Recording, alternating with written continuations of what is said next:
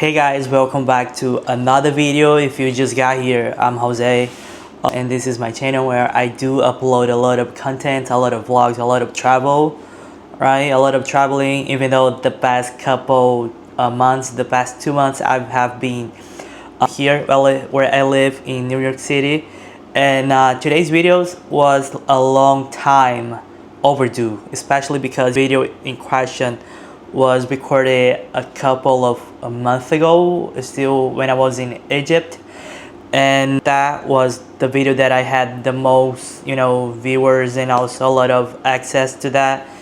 And I've been meaning to create a video, to record a video where I could do a sit down and talk to you guys in regards to the comments that I did receive on that video. Or a lot of them. I think it's the most common video that I ever have so far. This video I wanted to bring attention to not only the responsibility that we have to have with you guys that are watching the videos or even looking for content, or even if that's traveling or even just general videos about a specific country or even a city. So I think I'm gonna do rate the most liked comments, and we're gonna comment each one of those just so you have something to share with you guys what I think, because I think that big part of my channel as well is to share whoever want to see it, whoever want to watch it, my ideas. And I think that what makes my channel so unique, right? Because I'm sharing what I've been going through, what I am living like in real time, but also what I do feel about certain things. The first comment, this one right here, she says that scary and also hurtful to think that you're making a genuine connection, then go through all that. I'm sorry that you had that experience. Yeah, as you guys know, we're seeing now, the video title was I was victim of dating scam in Egypt, and here's what I learned. And I don't want to go over everything that I shared in that video. You can always click here to get access to that. But basically what she's telling me is that the same time I was on a boat trip by myself alone, because I was in a foreign country by myself, didn't speak the language, which was Arabic, and I went to this boat trip by myself because I wanted to explore the country. I wanted to explore beauties because it's such a beautiful country. The beaches, the islands, the crystal clear water is amazing. So I was just by myself.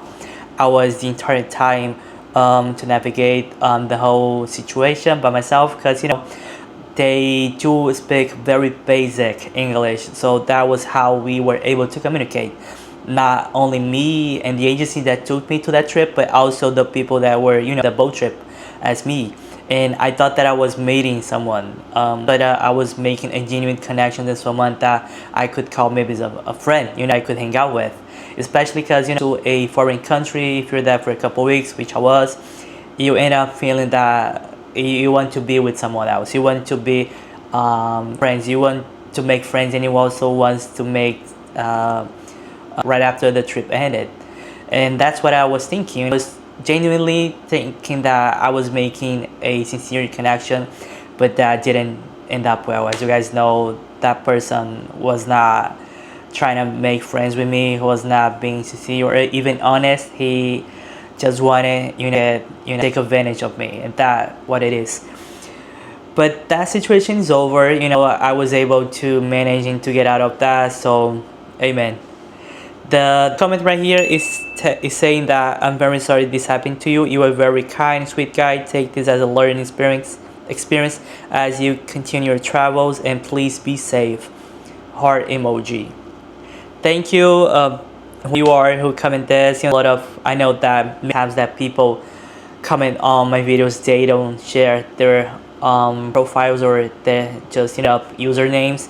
So I don't know who sent me that, but I know, yeah, I try to take that I go through as a learning experience, but sometimes you just don't have the way to truly understand what the person behind it is wanting, like real person behind that. That's what I'm trying to say. So I always try to take everything that I go through, every experience, whether good or bad, that as a learning curve. Something that I learned, a job experience that I had a couple years ago, that you should take everything, but any single thing as a learning curve, and that's what I did. Learned that I should not take advice or even trust the person right off the bat, and that's what I learned from that. And this one actually has a name on that, so it says hashtag crack asset support. Your work is a beacon of hope in a digital world where shadows often hide the truth. Your unwavering dedication to exposing fraud and recovering losses is a testament to your unshakable commitment to justice. Okay. You are the guardians of the digital realm, protecting the innocent and bringing criminals to life. Your expertise is a powerful force, a shining sword that cuts through the darkness, revealing the truth and restoring faith in the digital age. Keep illuminating the path to justice. I don't know, you guys, but this very much sounds like someone that used ChatGPT to comment. But whoever you are, if you did use ChatGPT or you just typed everything that came to your mind, I'm for that. I appreciate the words. And this word I can't say the name, but it says that normal situation in Egypt or in any Islamic Arabic country. Backshesh is normal. I hate going to Egypt or Morocco. You are being scammed everywhere. You are lucky you are alive. Yeah, that part, you are lucky you are alive, that's something that really triggers me, because something keep telling me that I was gonna make it. I think I was this close to be not alive, but at the same time I had to be strong and do whatever I needed to get out of that situation. But yeah, that's such a sad thing, because when you say in any Islamic Arabic country, it means that it could be any country, not only Egypt. And that's really sad. I mean, I truly had a really bad experience, and I don't really know if I'm going back to Egypt or even to any Arabic country so soon, but that's something that I'm gonna double think, making that decision. That's for sure. This one right here say, be careful in Egypt, Morocco, Tunisia, etc. Put no effort on your dating profile. To be honest, I probably would have given them the 40 euro to get them out. It's scary for foreigners. Yeah, I agree. Thinking truly, like after everything happened and having the opportunity to really think about that night, I should have given the 40 euros. But at the same time, I was thinking, what if I had given that person the 40 euros and he's still continuing to dig for more money and more money, and he was never gonna be satisfied. I could have opened the door for something that I could have control. I could have control over it. So that was something that crossed in my mind at the time. I was like, I don't want to give him any money because I don't want to think about I don't want to experience any kind of situation where he tries to get as many as money as he could. So that's why I didn't give him any money. Like, no. One say, Jose, you are crazy, man. Put your life in danger for 40 bucks. You should have gave him the money. I beg you, get a good time. Money is just money. Your life is worth way more. Give the money. Any price they will ask is still cheap because your life is more expensive. That's Clementino Francisco. Thank you for saying that. But at the same time, that's what I was saying. I didn't want to give him any money because I didn't want him to be under the impression that if he could get 40 bucks, he could get 60, 80, 100, 200, 300, and that would be scarier for me, I think. So I think I did the best decision for sure, not giving him any money. That's something that I think that I did right. So I have this guy, I think, saying that mental note for people traveling to new countries. Spend 10 hours researching the country, 2 hours a day for 5 days. It's easy. YouTube, Reddit, expat forums. You are in a country that exists via survival. Money equals survival. You are not in your home country. Take care. That's actually good advice. Actually something that I read and I took into consideration. And I'm thinking now, it makes me think that, makes sense. So I know that's really good advice to spend hours researching the country, but that's something that I did beforehand because I've been traveling since I was 15. So I traveled to that country, and when I did that video, I was 27. So it took me a couple years to realize, and also to research, and also to do all the things that I wanted to do, because I'm being careful and I'm being, when it comes to my traveling. And I did research Egypt. I did research a lot of the countries and or even the cities within Egypt that I was not gonna be safe in. And I knew about and now not being able to be yourself. So I made the choice to travel to Egypt because instead of reading all that, I also saw the beauty and the pretty of going to that country, and also being at the very birth of humanity should be something that should at least have the chance in their life to get to do that, because that's something truly amazing. You cannot describe the feeling, what it feels like to touch the pyramid, to be inside one, and to be around where that was put together. It's just awesome. I mean, it's really good. Yeah. I have Angel Arm saying that you should definitely not have done that. You are in the Middle East. In any country, you have to be careful, but in the Middle East, things can escalate due to the religion. I live in Egypt, and even if you're going to a hotel with an Egyptian, you must show a marriage certificate. Also, even in a touristic city, be respectful of the culture, especially when dealing with Egyptians. Something that I learned the hard way. I mean, I learned, online about that, but I only got to know that talking to Egyptians, in the country. In order for you to be able to walk, like relationship-ish way, someone else on the street, you have to have a marriage certificate.